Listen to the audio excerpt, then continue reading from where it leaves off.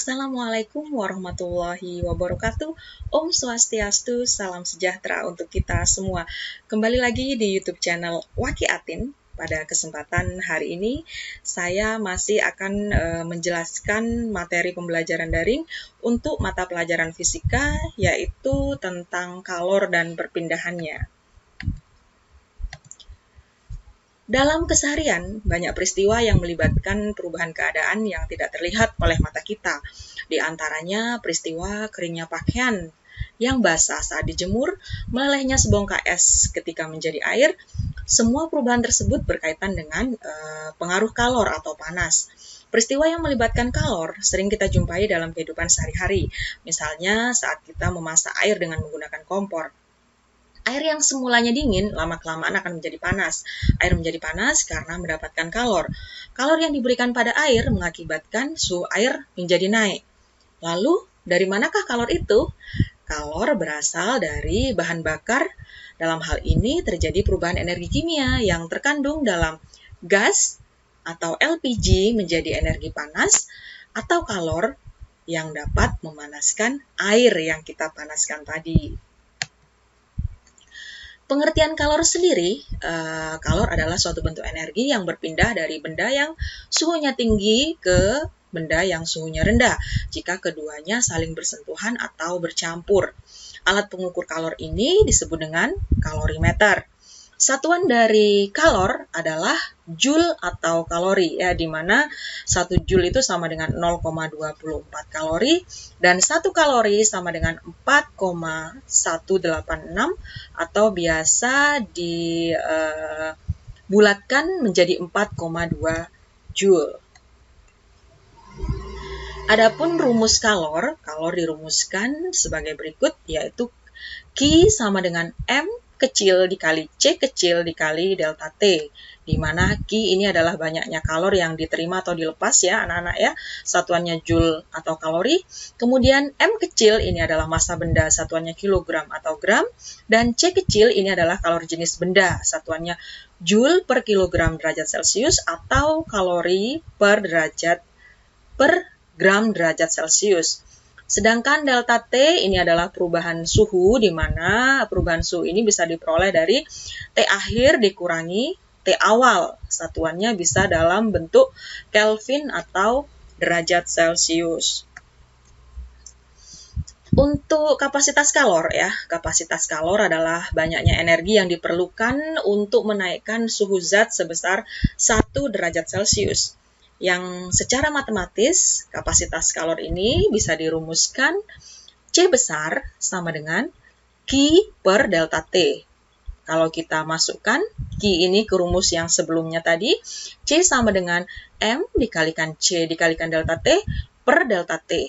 Delta T, pembilang sama penyebut bisa sama-sama dicoret, ya anak-anak, ya, sehingga menghasilkan C besar sama dengan M dikalikan C kecil, di mana Q ini adalah energi kalor, satuannya joule, C besar adalah kapasitas kalor, satuannya joule per derajat Celcius, C kecil ini adalah kalor jenis, satuannya joule per kilogram derajat Celcius, kemudian M ini adalah massa, satuannya kilogram, dan delta T adalah perubahan suhu. Selain itu, ada yang disebut dengan kalor laten. Kalor laten ini adalah kalor yang diperlukan oleh 1 kilogram zat untuk berubah wujud. Kalor laten ini dibagi menjadi 2, yaitu kalor lebur dan kalor uap.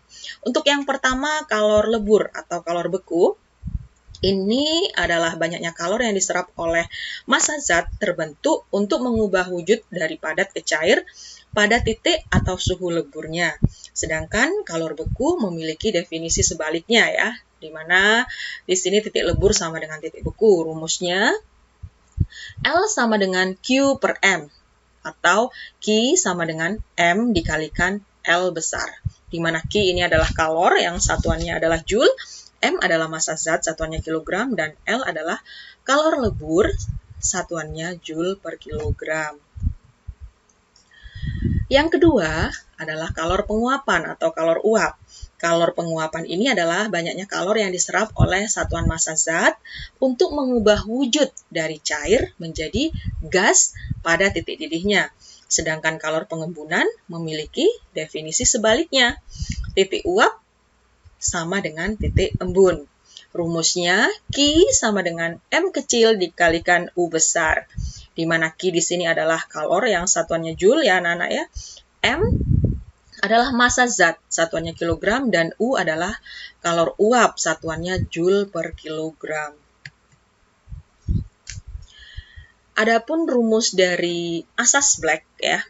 Asas Black menyatakan bahwa dalam sistem tertutup terisolasi, kalor yang dilepaskan oleh benda bersuhu tinggi sama dengan kalor yang diserap oleh benda yang bersuhu rendah. Jadi rumusnya Q lepas sama dengan Q terima. Jika kita permisalkan bahwa benda A yang melepas kalor dan benda B yang menyerap kalor, berarti QA sama dengan QB, atau Q lepas sama dengan Q diterima. Misalnya, di sini Q diterimanya M1 kali C1 kali delta T, dan Q lepasnya M2 kali C2 kali delta T ya, di mana M1 ini adalah massa benda yang menerima kalor, sedangkan M2 massa benda yang melepas kalor. T1 ini adalah untuk T-nya di sini anak-anak ya, delta T untuk yang Q terima, TA dikurangi T1, sedangkan untuk yang Q lepasnya T2 dikurangi TA ya. Jadi suhu akhir dari TA kedua benda adalah sama. Di sini T1 ini untuk suhu rendah, suhu mula-mula ya, pada M1. Sedangkan T2 di sini untuk suhu tinggi, suhu mula-mula pada M2. Dan TA ini adalah suhu akhir atau suhu dari suatu campuran.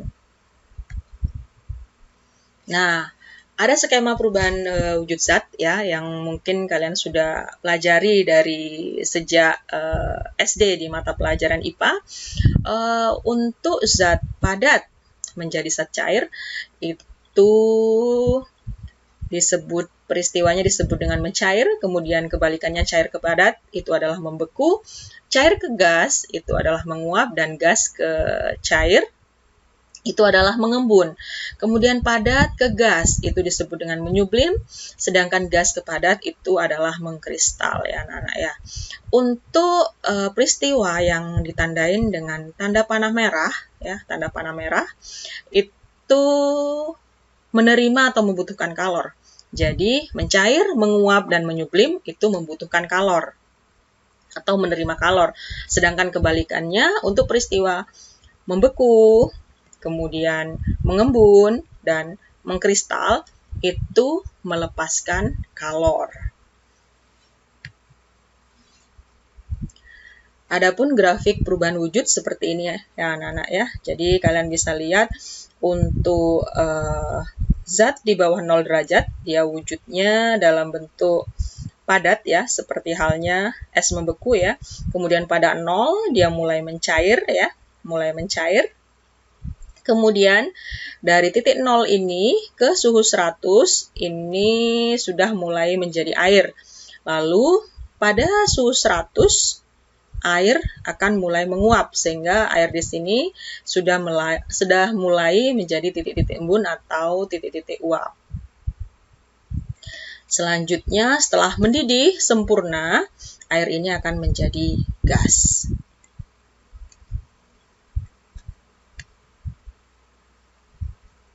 Misalnya, Ibu punya contoh soal dengan model soal seperti ini. Jika kalor jenis air sebesar 1 kilokalori per kilogram derajat Celcius, kalor jenis esnya 0,5 kilokalori per kilogram derajat Celcius, kalor lebur es 80 kg kalori per kilogram, hitunglah kalor yang diperlukan untuk menaikkan suhu 5 kg es pada suhu min 20 derajat Celcius menjadi air pada suhu 80 derajat Celcius. Jadi fase yang dimiliki oleh soal berikut ya. Jadi yang pertama kalian harus tulis dulu diketahuinya ya anak-anak ya. Di sini kalor jenis air berarti C air. C air 1 kilokalori per kilogram derajat Celcius. Kemudian diketahui juga kalor jenis es, kalian bisa tuliskan CS ya. Itu sebesar 0,5 kilokalori per kilogram derajat Celcius. Lalu diketahui juga L atau kalor leburnya, kalor lebur es sebesar 80 kilokalori per kilogram, dan T1 di sini min 20 derajat Celcius dan T akhirnya 80 derajat Celcius. Ditanya di sini adalah kalor yang diperlukan pada suhu min 20 hingga 80 derajat. Jadi yang ditanya Q total. Untuk mencari Q total ini, kalian perlu menjumlahkan dari fase-fase tersebut menjadi satu ya anak-anak. Ya, yang pertama kita hitung dulu Q1-nya. Pada saat Q1, kalian menggunakan rumus M kali C kali delta T ya anak-anak ya. Untuk di sini ya. Ini menggunakan rumus M kali CS kali delta T. Ini untuk Q1-nya di sini. M kali CS kali delta T. Kemudian untuk Q2-nya saat air mulai meleleh, untuk Q2 kalian bisa menggunakan rumus Q sama dengan M dikalikan L. Kemudian untuk Q3 saat air mulai saat benar-benar sudah menjadi air ya, air total ini kalian bisa menghitungnya dengan M dikalikan kalor jenis air dikalikan delta T. Kita tinggal masukkan masanya di sini 5 ya anak-anak ya. Tadi kan sudah diketahui masanya 5 ini ya. 5 dikalikan CS-nya 0,5 dikalikan 20. Lalu di sini M-nya tetap 5 dipakai ya. Kemudian masukkan kalor leburnya 80 ya. 80 lalu ditambah M kali C air kali delta T. Jadi 5 dikalikan C airnya di sini 1 ya anak-anak ya. Delta T-nya ini caranya 80 dikurangi 0. Karena Q3 kan yang ditanya ya, berarti 80 dikurangi 0. Kalau ini kenapa 20 positif? Delta T-nya itu dari 0 dikurangi, kan 0 di sini ya, 0 dikurangi minus 20. Jadi min ketemu min plus jadinya ya. Jadi 0 dikurangi minus 20 hasilnya 20 derajat Celcius. Kalau yang ini 80 itu dihasilkan dari 80 dikurangi 0 ya anak-anak. Sehingga setelah kita jumlahkan totalnya adalah 850 kilokalori. Nah, adapun perpindahan kalor ya, perpindahan kalor itu ada 3, ada konduksi, ada konveksi, dan ada radiasi. Untuk perpindahan kalor secara konduksi, itu adalah perpindahan panas melalui suatu zat tanpa disertai perpindahan partikel-partikel dari zat tersebut.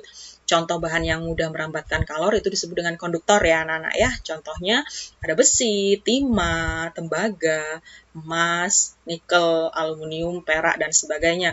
Kemudian bahan yang sukar menghantarkan kalor itu disebut dengan isolator, contohnya plastik, karet, kayu, dan lain sebagainya. Contoh peristiwa konduksi dalam kehidupan sehari-hari kita bisa lihat, yaitu pada benda yang terbuat dari logam, itu akan terasa hangat atau panas jika ujungnya kita panaskan. Misalnya ketika kita memegang kembang api yang sedang dibakar, jadi akan terasa panas ya ujungnya ya anak-anak ya. Kemudian knalpot motor menjadi panas saat mesin mulai dihidupkan. Dan tutup panci menjadi panas pula saat dipakai untuk menutup rebusan air. Itu beberapa contoh peristiwa konduksi dalam kehidupan sehari-hari. Untuk konveksi, konveksi adalah perpindahan panas melalui aliran yang zat perantaranya ikut berpindah. Jika partikel berpindah, akan mengakibatkan kalor merambat sehingga terjadilah konveksi ya, seperti ini ya. Konveksi terjadi pada zat cair dan zat gas atau udara atau angin. Contohnya dalam kehidupan sehari-hari kita bisa lihat gerakan naik turun air ketika dipanaskan. Ini anak-anak ya, gerakan naik turun air ketika dipanaskan. Kemudian gerakan naik turun kacang hijau atau kedelai ya, ketika kita rebus atau kita panaskan ya, pasti kacang hijau itu akan bergerak ya, karena ada perpindahan kalor secara konveksi di situ. Kemudian contoh yang lain juga ada terjadinya angin darat dan angin laut. Kemudian untuk radiasi. Radiasi itu adalah perpindahan kalor tanpa zat perantara. Jadi radiasi ini adalah perpindahan panas tanpa zat perantara ya. Biasanya disertai cahaya. Jadi contoh radiasi panas matahari sampai ke bumi. Walaupun panas matahari tersebut melalui ruang hampa ya anak-anak ya. Kemudian tubuh kita akan terasa hangat ketika kita berada di dekat sumber api atau api unggun seperti ini ya. Lalu contohnya yang lain, pakaian akan menjadi kering ketika kita jemur di bawah terik sinar matahari. Itulah pemaparan materi tentang kalor dan perpindahannya. Sebelum Ibu akhiri, ada kata motivasi penyemangat bahwasanya kesuksesan seseorang berbanding lurus dengan kemauannya untuk belajar, bangkit, dan mencoba. Sekian dan terima kasih. Sampai jumpa di pertemuan berikutnya.